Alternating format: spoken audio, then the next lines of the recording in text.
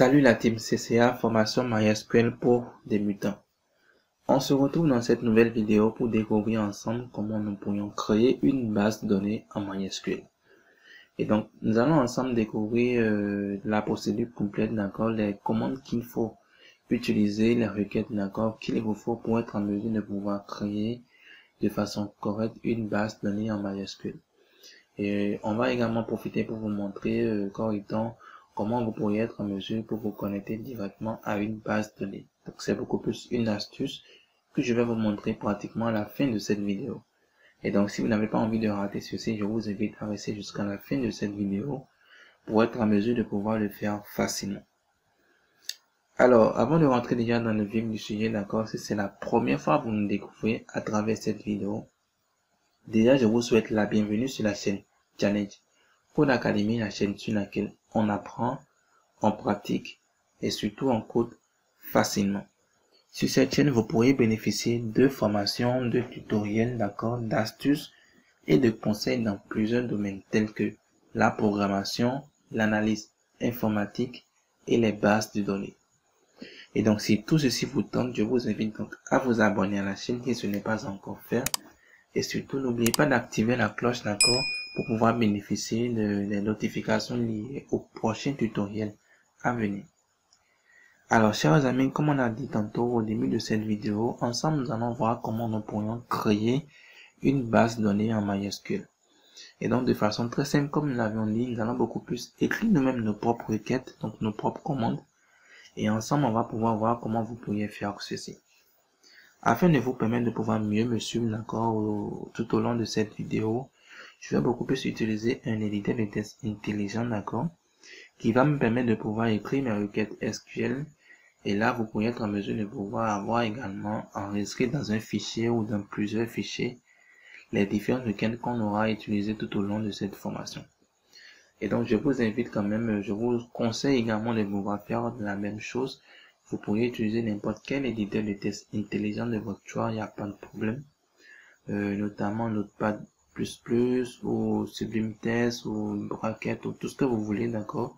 Ça va quand même vous permettre de pouvoir avoir de façon enregistrée, d'accord, dans un fichier ou dans plusieurs fichiers, tout dépend de comment vous serez organisé. Alors déjà, on va apprendre à créer déjà une base de données ensemble. Donc, on va commencer déjà par laisser un commentaire où je vais plutôt préciser que la requête que nous allons écrire va nous permettre de pouvoir créer donc création d'une base de données. Voilà, alors BD signifie base de données. Alors donc pour pouvoir déjà créer une base de données de façon très simple, je vais vous écrire la requête qu'il faut. Donc vous écrivez juste create database et vous donnez ensuite le nom de votre base de données. Et bien sûr, vous devez terminer par point virgule. Et donc de façon très simple, vous allez voir que c'est vraiment pas compliqué. Donc déjà avec create database, le nom de la base de données, je suis en mesure de pouvoir créer une base de données. Et donc si j'ai envie de créer par exemple la base de données CCA, je vais juste mettre create database et je mets CCA. C'est tout. Alors, avant de pouvoir tester déjà cette requête, d'accord, au niveau de notre console, pour que vous puissiez être en mesure de pouvoir voir, d'accord, concrètement comment ça peut se faire, je tiens déjà à vous donner quelques règles vraiment très importantes. Alors, la première règle déjà, c'est quand vous voulez donner un nom, d'accord, à une base de données ou à une table ou à une colonne, tout ce que vous voulez, il faut que vous soyez en mesure de pouvoir éviter de mettre des espaces.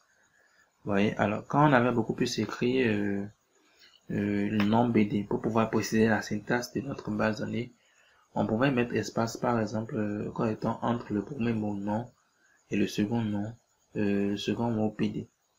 Et donc ceci n'est pas conseillé. Supposons un exemple que je vais créer la base de données CCA et que je mets par exemple l'espace entre CC et puis le caractère A. Et donc quand j'écris comme ceci, c'est pas conseillé, c'est même pas du tout correct. Et donc vous ne devez pas du tout avoir d'espace entre le nom que vous donnez à une base de données ou à une table ou à une colonne. D'accord? Et donc il faut que vous puissiez être en mesure de pouvoir savoir ça. L'autre chose également, c'est que vous ne devez pas également vous habituer à utiliser des accents au niveau de l'écriture, des noms de vos bases de données, de vos tables ou de vos colonnes. Pas d'espace, pas d'accent.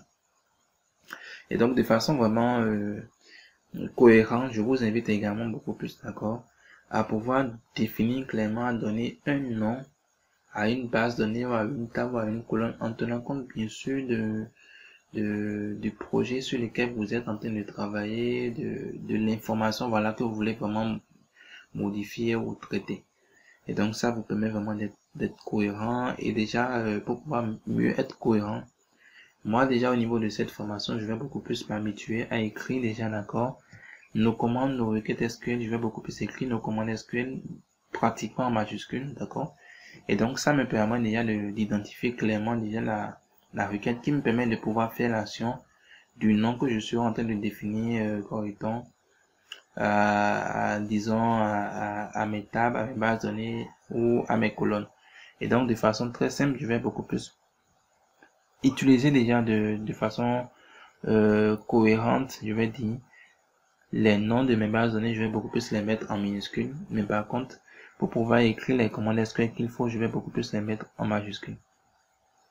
Et donc, voici déjà les grandes informations que je vais vous donner. La dernière information qui est aussi très importante, c'est que quand vous voulez créer une base de données, d'accord, qui doit pouvoir comporter plusieurs mots ensemble, vous êtes en mesure de pouvoir soit coller déjà les mots. Et donc là, si j'ai envie de créer par exemple nom BD, je peux déjà écrire nom et mettre BD. Oups, non, plutôt comme ça, non. Et mettre BD. D'accord. Et donc là, ça permet de pouvoir déjà mettre le premier mot. Et donc, je mets ensuite le second mot en commençant bien sûr par le corps étant une lettre majuscule. Et donc là, c'est vraiment une écriture qui est pratiquement commune à beaucoup d'entre nous.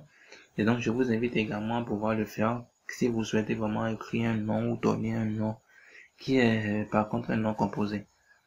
L'autre chose, c'est que vous êtes en mesure également de pouvoir mettre beaucoup plus un underscore. Alors, le underscore, c'est beaucoup plus le tiret de 8, d'accord, au niveau de votre clavier. Et donc, en le mettant rapidement, ça vous permet également de pouvoir définir le nom composé que vous souhaitez donner à votre base de données ou à votre table ou tout ce que vous voulez. Et donc, voici, chers amis, c'est des règles vraiment très importantes qu'on va appliquer pratiquement tout au long de cette formation. Et donc, je vous invite déjà beaucoup plus à vous y habituer.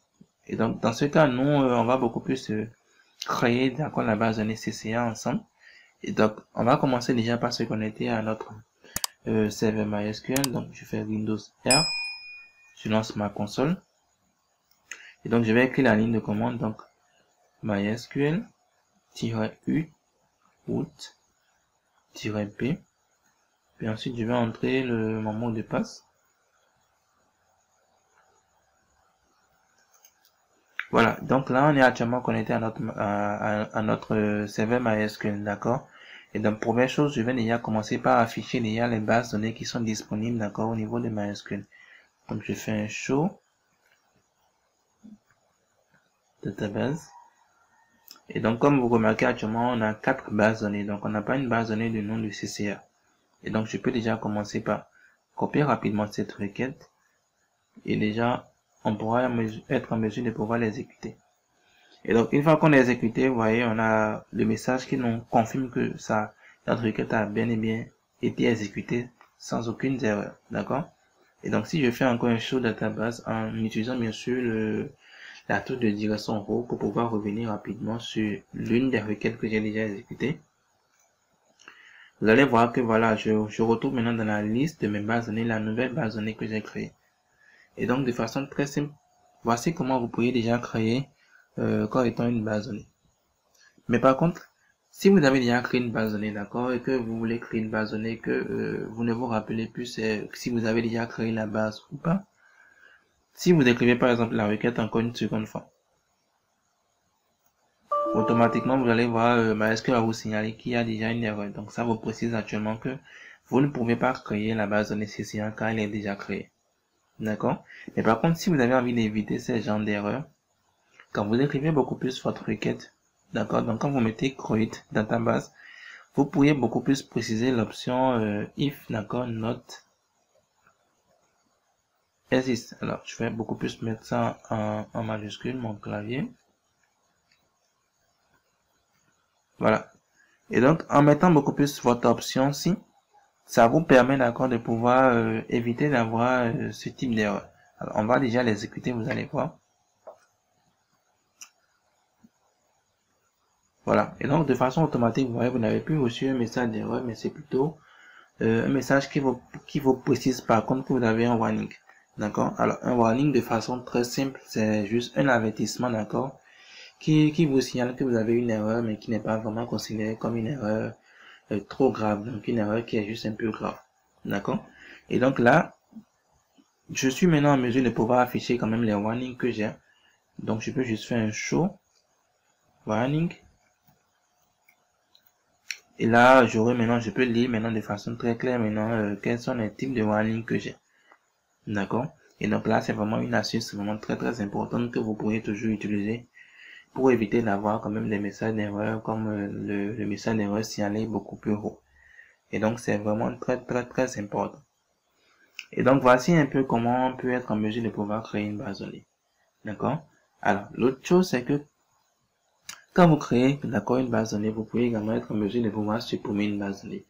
C'est vrai qu'actuellement, on a créé une base de données, on n'a pas encore créé des tables au niveau de notre base de données, donc on est en mesure de pouvoir supprimer cette base de données. D'accord? Et donc, si on doit pouvoir faire une suppression de base de données, d'accord, donc je mets suppression. Voilà. Oups.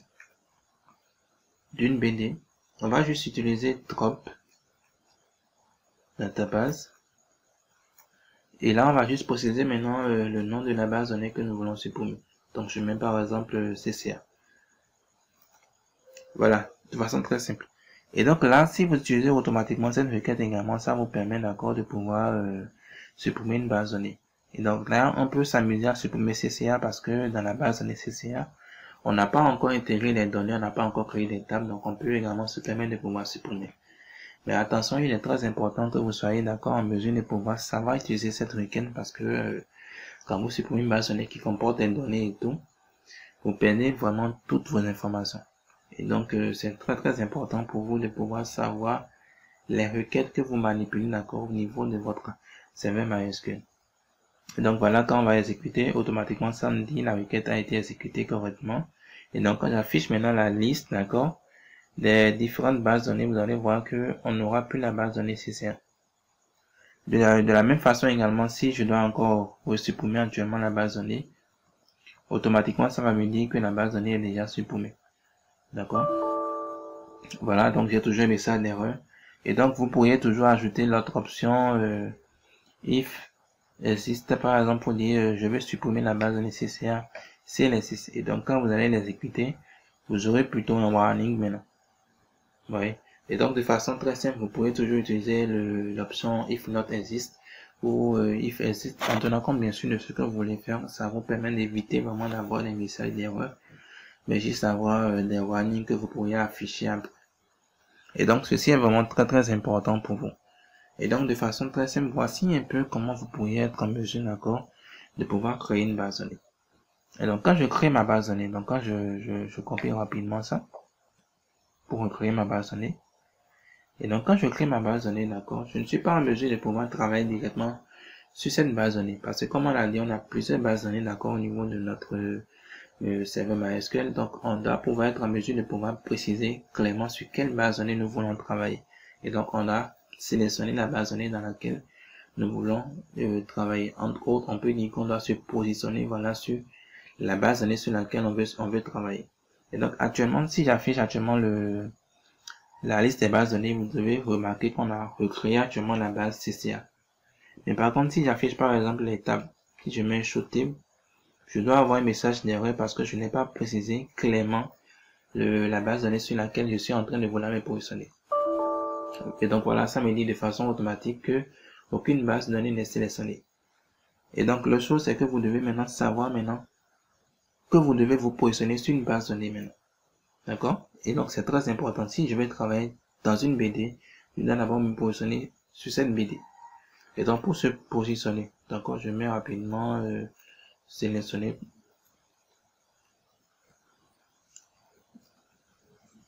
une BD, je mets juste use, suivi juste du nom de ma BD, donc je mets juste CCA. Et donc en mettant use CCA, automatiquement, comme vous remarquez, ça vous dit déjà que votre base est sélectionnée. Et donc là, quand je fais maintenant un show table, vous voyez, ça me dit maintenant qu'il n'y a aucune table au niveau de ma base de données. Et donc là, c'est vraiment très important, d'accord? Et donc, voici un peu, chers amis, les premières commandes utiles que je devais déjà vous montrer. Donc, ensemble, on a vu vraiment comment on peut être en mesure de pouvoir créer une base de données, d'accord? On a vu également l'option if not exist qui nous permet vraiment de pouvoir éviter d'avoir un message d'erreur s'il savait que la base de données était déjà disponible, d'accord, au niveau de notre serveur MySQL. La dernière chose maintenant importante que je vais vous montrer, c'est comment vous pouvez être en mesure de vous connecter directement à la base, d'accord, à la base de données, d'accord, sans pour autant utiliser use pour pouvoir d'abord vous positionner dessus. Et donc, je vais d'abord me déconnecter avec un site. Et donc, je reviens maintenant encore. Donc, quand je fais MySQL-e root, d'accord, -p, je précise juste le nom de ma base de données. Donc, je mets CCA. Et là, quand je valide, je mets juste maintenant mon mot de passe. Donc, je mets. Et là, quand je me connecte, vous allez voir que de façon directe, là, maintenant, je suis connecté en même temps à la base de données. Parce que déjà, au niveau de ma ligne de commande de la connexion, j'ai déjà précisé clairement la base de données sur laquelle je veux me positionner. Et donc là, quand je fais un show table, vous allez voir que je ne vais pas avoir un message d'erreur parce que j'ai déjà précisé clairement sur quelle base de données je vais travailler. Donc avec un show table, directement, ça veut dire qu'il n'y a pas de données, d'accord, qu'il n'y a pas de données, il n'y a pas de table au niveau de ma base de données. Et donc, voici un peu, chers amis, les grandes informations que je devais partager avec vous. Et donc, en résumé, au niveau de cette vidéo, on a appris à créer une base de données. On a vu comment on peut créer une base de données. On a vu comment on peut également supprimer une base de données. On a vu comment vous pouvez également être en mesure de vous positionner sur une base de données et comment vous pouvez déjà vous connecter de façon directe sur une base de données. Alors, chers amis, dans la prochaine vidéo, on va maintenant voir comment nous pourrions déjà créer, d'accord, une table, donc créer déjà des tables au niveau d'une base de données. On va voir ensemble les commandes que vous pourrez utiliser de façon très simple pour pouvoir le faire. Alors, chers amis, portez-vous donc très bien. On va se dire à très bientôt.